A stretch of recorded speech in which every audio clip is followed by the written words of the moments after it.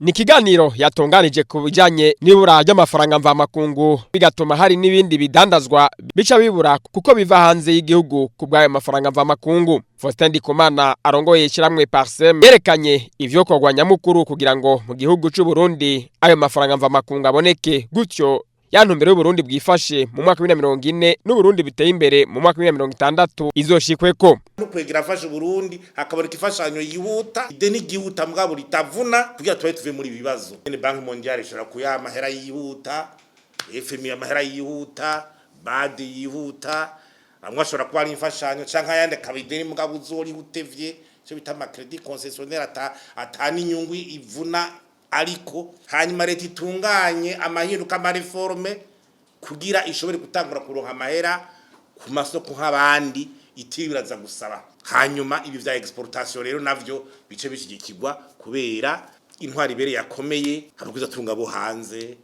barashobora kwinjira mu gihugu bakaza bagashinga imitahe ngaha, ayo madovize agenda araza bukagwira. Faustin Ndikumana yameje ko Uburundi atari igihugu ca mbere kiriko gica mu bibazo bijanye n'ivy'ubutunzi, ariko ngo ivyo bihugu vyashoboye kubivamwo.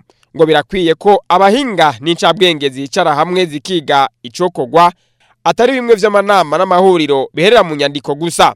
Amanama yose akogwa bagenda kuvuga gusa ngo vyahimeze uko vyahimeze, bakerekana ingene igihugu cuba kimeze intumbero. Mugabo hari ibintu bitare prealable vyangombwa niga kuzosanga bicari ati mbe iki kibazo c'ubusuma ni giture tugituze gute. Ubu rero harageze ikintu bita governance ni giturire, twinjira indani turengene bimeze, amakosa hari niki ni kibazo.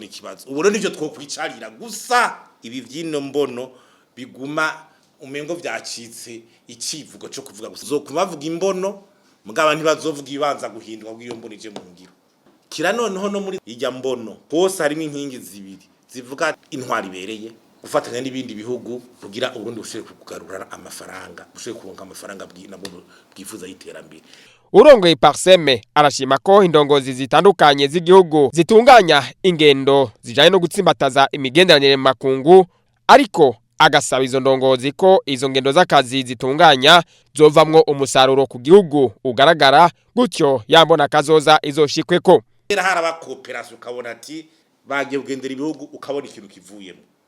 Ati umutegetsi kana kagiye mu France televiziyo yacivuka, Novotel yubatswe, agiye mu Budagi haciwe akagwegura, Kotebu yacishingwa avuye mu Bushinwa, muri Korea du Nord haciwe akapare de Congrès de Kigobe, agiye muri Arabie Saoudite hagacuwa kwa Rwakarede, yagiye muri Kuwait amaesere dakacavuka, yagiye muri Libya bibliothèque université gacayubaka. Yasavye ko ibanki nkuru y'igihugu BRB yogira icigwa ikazirerekana n'icegeranyo c'ingene amafaranga mvamakungu yinjiye yakoreshejwe ku kiringo kanaka n'abayaronkejwe, igakurikirana ko bayavyaje umusaruro ku nyungu z'igihugu zikenewe cane.